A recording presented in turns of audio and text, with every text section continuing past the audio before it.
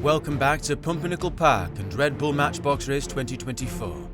We are entering our second to last episode of qualifying, and the drivers of round 9 will start us off. Andre Rhiannon will be the first to the raceway and the oldest car on the grid, a Boss Mustang from 1972. Sylvette Wigmar's Mustang has its hood and is from 1996. Honey Cabello brings us into the modern racing world with their time tracker from 2012. Then comes the governor, innit? Driven by the Honourable Boris Sherrington. Felix Beckham drives a 97 Corvette manufactured by Maisto. Radovan Gore will try to do better than their Street Machine compatriot Agnes Osborne. They're driving the Street Machine Sport. Artemis Joser is driving the 6th of 9 Corvettes taken to Pumpernickel Park in this competition. Hers a 69 Stingray. We slipped into the farmer's room, all quiet like a fish. Yeah, and we, like a fish. A fast fish, driven by Aroa Sabahatine. Last in the rounds comes Dr. Annabelle Sharples, who lost the 2020 championship by a single thousandth of a second. Andre Rhiannon starts us off. He's pedalled to the floor at the top of the course. Not much hesitation out of trailhead, but I don't know if his old car has the pace to make it here that slow through Comic Corner. But he makes the loop, and he's on his way for run 2. Once again, the same story it seems. He's pushing that Mustang hard, but there's nothing he can do.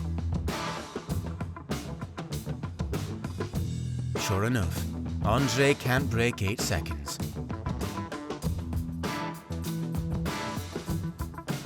Let's see if Sylvette Wigmar and her 68 Mustang can do better.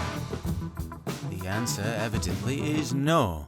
She breaks out and puts straight and stops under the peaceful face of trailhead. We know she can make it down. Let's hope she proves it here in run 2. And she does make the drop. Well, that's a big delay. And those wheels off tarmac in the loop are confirmation of her lack of pace, run 3.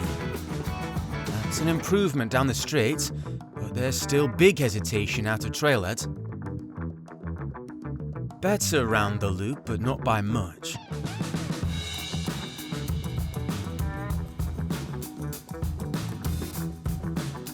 Sylvette is the 4th driver to set a time over 9 seconds. Honey Cabello is up next. They're looking especially quick here, minding whom they followed. Brilliant through cupboards, and a flash to the finish. Run 2. A wiggle out of trailhead, but once again quick through cupboards and good G's in the loop. Honey will be pleased with those consistent times, which give them provisional 16th. Here's the governor at the top. Blimey, that's slow out of trailhead. A touch quicker here in cupboard, but hardly impressive. Come on, governor, show us what you've got. Oh dear. Oh, that's no good at all. Oversteers out of trailhead and goes curbside, innit? Boris will have to try again in run 3. These are smooth exits, but slow. That he holds to the track in the loop is something, but not nearly enough. 8:48 is shameful.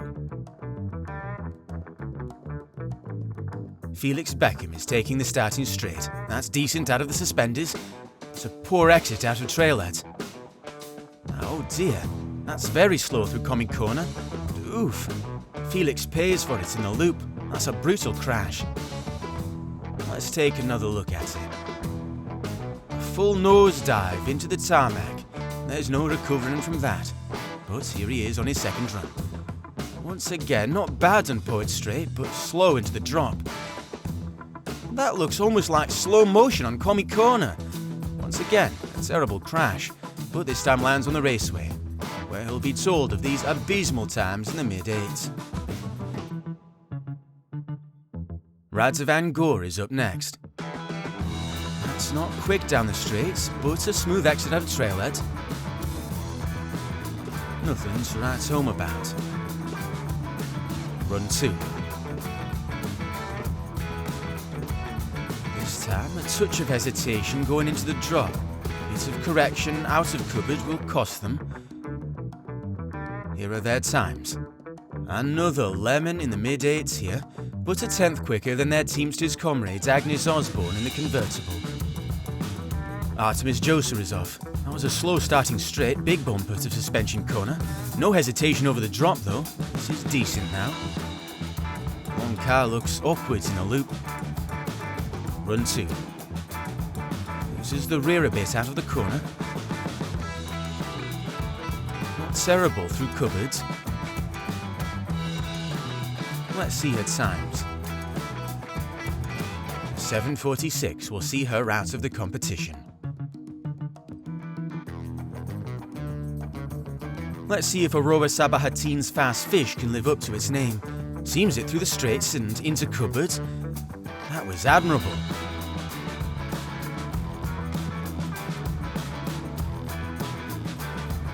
Back on their wheels for run 2. This time understeers out of the suspension corner, which costs them. That's rapid down the drop and focus to the gate. Let's see. That 7:03 will slot them into 18th, solidly in the mix.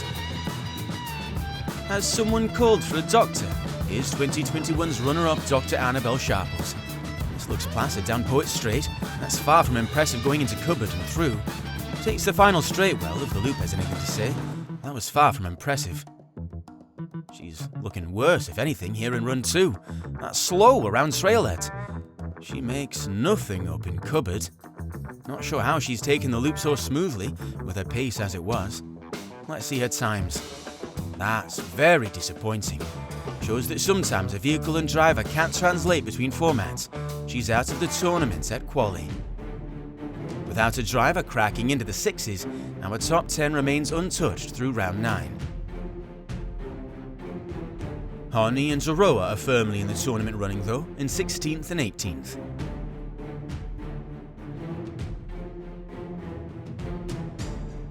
These drivers are nervously holding onto their positions on the tournament grid.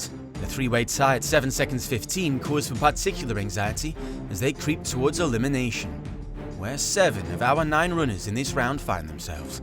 Dr. Sharples a standout shame in 39th after qualifying. Here are our next 9 competitors. Leading the way is Nee Barbara, representing all those going through midlife crises in her Hot Wheels 40-something. Esther Sinahi Ereba roars onto the grid in her R7616. Hear that engine purr. Clark Cannon qualified 3rd of 140 in 2021, but he and his DMC DeLorean were eliminated in the round of 32. Armory Dip has brought a gold chrome-plated Speed Slayer to Pumpernickel Park. Gusha Philippe has even more surface to shine on their custom 77 Dodge van. Terran Castillo drives one of a handful of SUVs in the competition. There's a BMW X5 from 2001. Onish Hans drives one of 2 Metal Machines manufactured vehicles in the competition and is hoping to do better than their compatriot who sits among the backmarkers. Miriam Samaj is hoping she doesn't cock things up on track in her 2016 Turbo Rooster. Finally, Scout Midtown will have the last runs of the episode in their Rocket League sponsored Twin Mill 3. Nee Barbara is off. She pops a wheel on the barricades, but doesn't fall by some miracle. She grinds to a halt on the curb, just past Walt Whitman. Here's a replay. Bad oversteer out of suspension corner, but she grits her teeth and fights to keep the vehicle on track, more or less.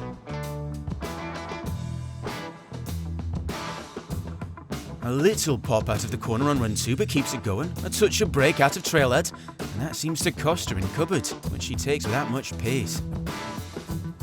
She'll want to improve here, but But once again she rides the barrier and all but corrects, only to grind wheels up until the curb rises mid-straight.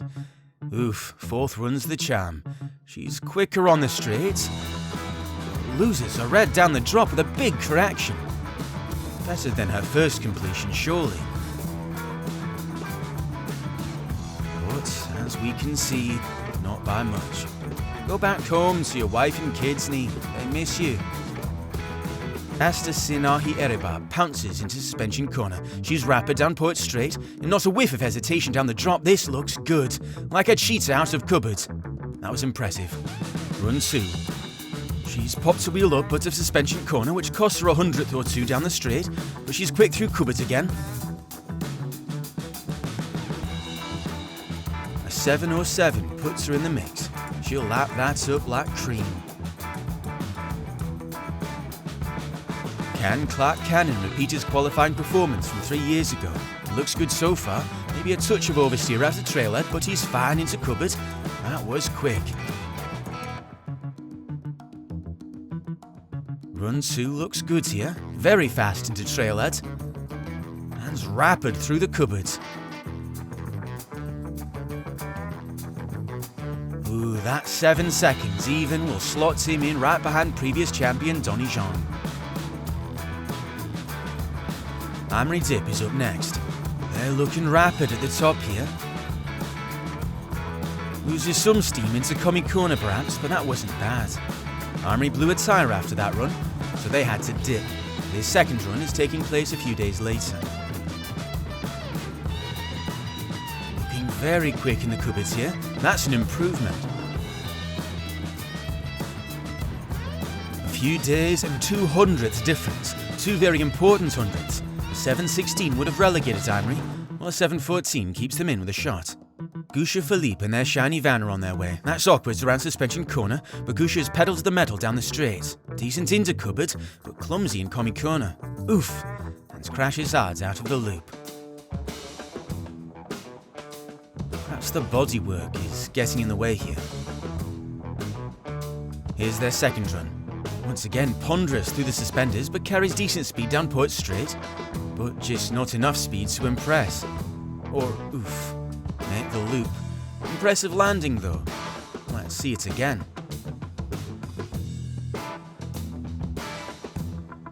What a pretty pirouette. All shine, no drive.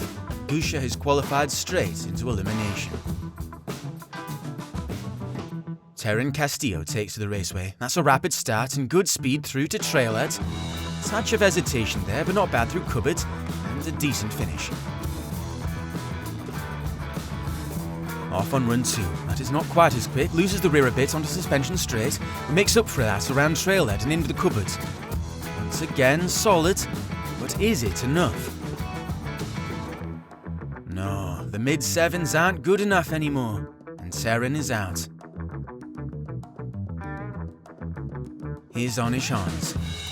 He's alright through the suspenders and Poet Straight. Not bad to the drop, but he's timid through cupboards, where you need to really let loose. Just barely makes the loop. Run 2. Touch slower down the straights perhaps, but does he make it up here? That looked better through cupboards.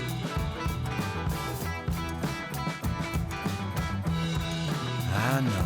Arnish is out of the competition with that 7.5. Decent though, but no longer enough. Cock-a-doodle, it's Miriam Samaj. She looks very rapid down the straights, but oh no, oversteered trailhead and strikes the curb full stop. That's a shame.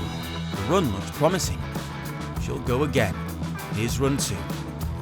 This time a poor exit from suspension corner and less speed, but no. Again she's straight into the curb. Let's see if we can spot the error. Here she comes into trailhead. It looks like she is propelled from the berm into the curb. Perhaps her cocktail is barking against the bank there. But she's off on run 3. Great exit, goose speed. She can make it. Yes, she's into cupboard.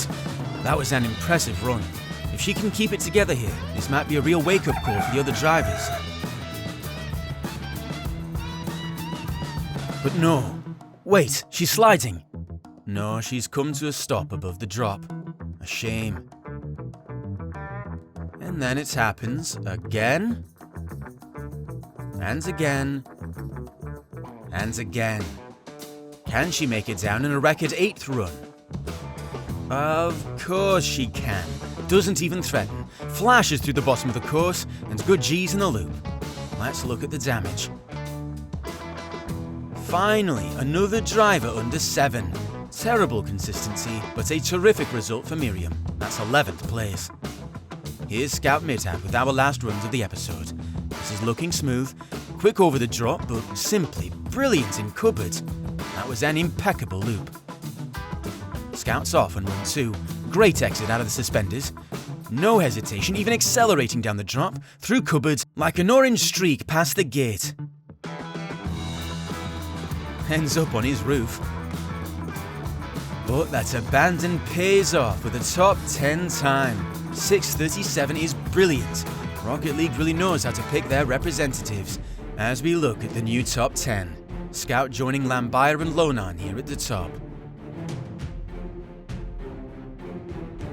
Our next 10 are shaken up as well, with Miriam Samaj and Clark Cannon sitting with some comfort in 12th and 18th respectively.